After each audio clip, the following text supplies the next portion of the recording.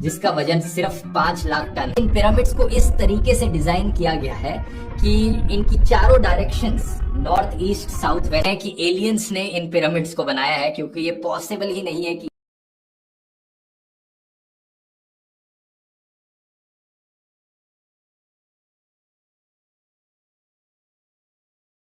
4500 साल पहले इजिप्ट में एक ऐसा अजूबा बनाया गया जो आज के दिन तक लोगों को चौंका कर रख देता है, the great pyramid of Giza.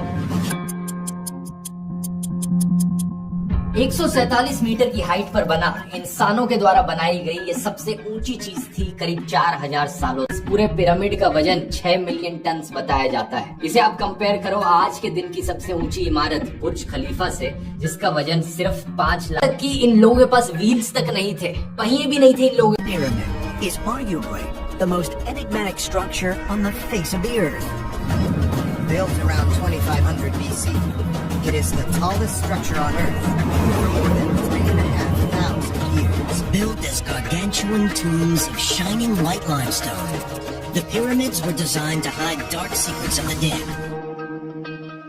तो अनुमान लगाया जाता है कि the great pyramid of Giza को बनाया गया था साल 2560 बीसी में फैरो खुफू। पिरामिड नाइल नदी के किनारे लोकेटेड है, उसके वेस्ट बैंक पर। और अगर आप फोटोज और वीडियोस में देखोगे आपको दिखेगा कि ये एक इकलौता पिरामिड नहीं है। इस जैसे दिखने वाले 2 और पिरामिड्स दिखते हैं, सेम जगह पर बनाए गए हैं। इन तीनों में से सबसे ऊंचा है the great pyramid of Giza, जिसे हम पिरामिड ऑफ खुफू भी कहते हैं। इससे छोटा है पिरामिड ऑफ खाफरे, जो सेकंड लार्जेस्ट पिरामिड है इजिप्ट में। कहा जाता है कि खुफू के बेटे खाफरे ने उसे बनाया।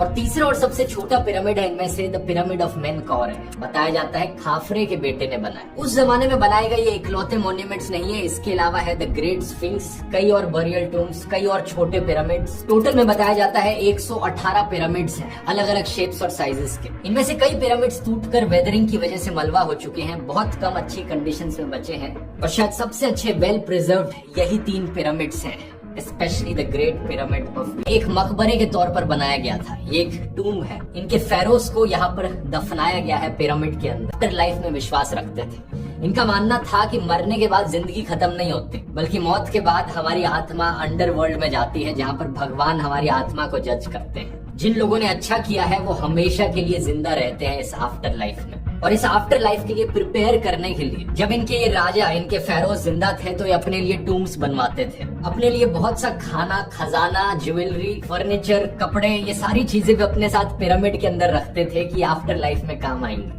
तो इनके मरने के बाद इनकी बॉडीज को मम्मीफाई किया जाता था और वुडन या स्टोन कॉफिन्स में दफना कर रख। दूसरा, मेजॉरिटी ऐसे हिस्टोरिकल पिरामिड जो हमने पाए हैं इजिप्ट और सूडान के देशों में, उन्हें टूम्स की तरह ही इस्तेमाल किया। ग्रेट पिरामिड के अंदर जब आर्कियोलॉजिस्ट गए तो उन्हें सिर्फ 3 रेलिक्स मिले और एक खाली कॉफिन मिला। ये ताबूत माना जाता है कि खुफू का था और बाकी और जो खजाना और ज्वेलरी इसके आसपास होनी चाहिए थी, अज्यूम किया जाता है कि इतने सालों में कोई उसे लूट कर लेकर चला। कुछ पुराने जमाने के इनके आर्ट वर्क्स दिखाए जाते हैं। इनके पुराने टेम्पल्स की दीवारों पर कुछ इस तरीके के आर्ट वर्क्स पाए गए हैं, जिसे कुछ लोग देखकर कंक्लूड करते हैं कि यहाँ पर एक लाइट बल्ब बना रखा है इन्होंने। तो लाइट बल्ब इन लोगों ने पहले ही दोस्तों, ये आर्ट वर्क एक्चुअली में एक इजिप्शियन माइथोलॉजी की स्टोरी दिखाता है। अकॉर्डिंग ये उनकी पर्सनल थ्योरी है, इन पिरामिड्स को एक्चुअली में जीसस क्राइस्ट के फादर ने बनाया था। My own personal theory is that Joseph built the pyramids in order to store grain. Now all the archaeologists think they were made for the pharaoh. आलिशान मकबरा होगा, जितना ज्यादा हम खजाना रखेंगे, खाने के लिए चीजें रखेंगे, उतनी ही ज्यादा अच्छी बीतेगी हमारे राजा की आफ्टर लाइफ। इन पिरामिड्स को एक्चुअली में बनाया कैसे गया? सही मायनों उस जमाने के लोगों ने कैसे यहाँ पर 137 मीटर ऊंची इमारत खड़ी कर दी, जिसे इतने बड़े बड़े पत्थरों से बनाया गया है कि इन पत्थरों का अपने आप में वजन 2.5 टन से लेकर 80 टन के बीच में है। हर पत्थर को इतने बारीक तरीके से काटा गया है, इवनली काटा गया है, जब कोई काटने के लिए टूल तक मौजूद नहीं था। फिर इन पत्थरों को एक के ऊपर एक लगाकर कैसे रखा गया, जब ये लोग पहियों का भी नहीं इस्तेमाल में। अक्सर दिखाया जाता है कि इन पिरामिड्स को बनाते वक्त स्लेव लेबर का इस्तेमाल किया गया था। बड़े ही गरीब सर्वेंट्स यहाँ पर मजबूरी में काम करने लग रहे थे दिन रात, जिनके जो बॉस होते थे उन्हें रस्सियों से मारते थे, हंटर से पिटाई करते थे। लोग इस पिरामिड को बनाने के लिए काम कर रहे थे, वो हाईली स्किल्ड लेबर्स थे। उनको भूखा रख के मारा पीटा नहीं जाता था, बल्कि उन्हें अच्छे से खाना खिलाया जाता था। इनफैक्ट इतने अच्छे से खाना खिलाया जाता था कि एवरेज इजिप्शियन सिटीजन जो उस समय में रहता था उससे ज्यादा हट्टे कट्टे वेल फेड लोग थे ये लेबरर्स। ये लोग शहरों में रहते थे एक कंस्ट्रक्शन साइट के पास। इसके अलावा अलग अलग सीजन्स में इन्हें अलग अलग कम्युनिटी के मेंबर्स से सपोर्ट भी मिलता था, जैसे कि फार्मर्स, अगर किसान लोग खेती नहीं कर रहे होते थे, अपने फ्री टाइम में आकर कंस्ट्रक्शन में हाथ बढ़ा। 30,000 वर्कर्स लगे इसकी कंस्ट्रक्शन में, जिन्होंने 10-10 घंटे दिन में काम किया इस ग्रेट पिरामिड ऑफ गीजा को बना। ज्यादा से ज्यादा दूर ये सदर्न इजिप्ट के रीजन से आए थे, जो कि 800 किलोमीटर दूर। कॉमन मेटल इस्तेमाल किया जाता था, तो जो टूल्स बनते थे वो कॉपर के पत्थरों के अंदर ये क्रैक्स और होल्स को ढूंढते थे और हथौड़े से उसके अंदर वुड के बने हुए वेजेस डाल देते थे, जो पानी के अंदर सोक किए गए थे। जैसे वो पत्थर पानी को एब्जॉर्व करता, ये वेजेस जो है वो और एक्सपैंड हो जाते और वो पत्थर। पॉसिबल थ्योरी है यहाँ पर, इतनी दूर से पत्थरों को लाने के लिए ये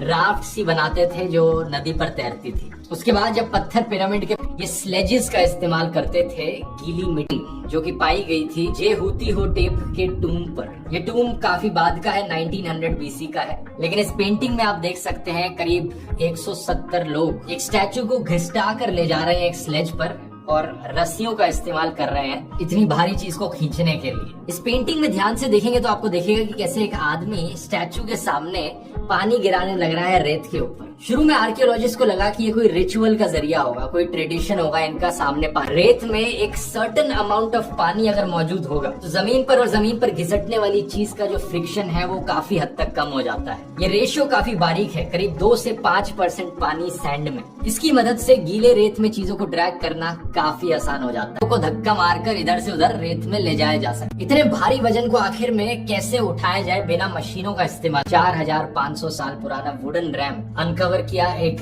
इस तरीके का रैम्प बनाया गया होगा उस समय पर, जो कि एक स्ट्रेट स्लोप था ग्राउंड से लेकर टॉप तक। इस स्लोप के ऊपर पत्थरों को धक्का मारने के लिए इन्होंने एक सिस्टम यूज किया, जहां पर इन्होंने लकड़ी के डंडे गाड़ दिया इसके आसपास। फिर इन्होंने रस्सियों का इस्तेमाल किया उन डंडों के अराउंड उस पत्थर को ऊपर खींचने के लिए, कुछ इस तरीके से जैसा आप आर्ट वर्क में देख सकते हैं। इसे सजेस्ट किया गया था फिजिसिस्ट जोसेफ वेस्ट के द्वारा साल 2014 में। इस थ्योरी के अकॉर्डिंग पिरामिड का हर एक लेवल कंप्लीट करने के बाद इन लोगों ने एक नया स्लोप बनाया होगा, और ताकि स्लोप का एंगल ज्यादा ना हो, ये स्लोप को पीछे तक ले गए होंगे, यानी स्लोप को ज्यादा पीछे से शुरू करे बनाना, ताकि ड्राइंग्स में देखिए किस तरीके से काम करता है। बेसिकली एक मिडिल पॉइंट ले लिया जिसकी हाइट थोड़ी सी ज्यादा हो, उसके ऊपर एक डंडा लगाया और डंडे की दूसरी तरफ कुछ वजन डाला और उसको फिर घुमाकर ऊपर प्लेस करते नाइल नदी से अपने खेतों को इरिगेट करने। और यही कारण है कि इतने हजारों सालों में कई भूकंप भी आ गए, अर्थक्वेक्स आए, फिर भी ये पिरामिड ऑफ गीजा आज के दिन तक खड़ा है। बाहर की लेयर थी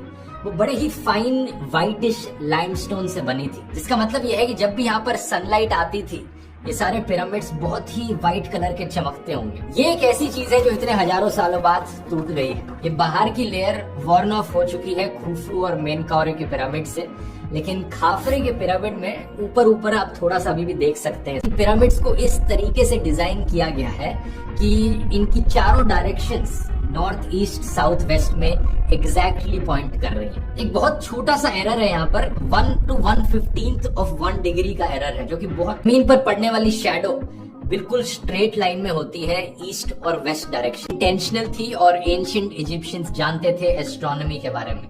वो तारों को रात में ट्रैक करते थे और उन्हें स्टडी को टेस्ट आउट किया और ओरायन कॉन्स्टेलेशन के स्टार्स को देखा तो पता चला कि एग्जैक्टली पिरामिड्स अलाइन नहीं करते हैं उसके अकॉर्डिंग, कि एलियंस ने इन पिरामिड्स को बनाया है, क्योंकि ये पॉसिबल ही नहीं है कि इंसानों ने ये किया।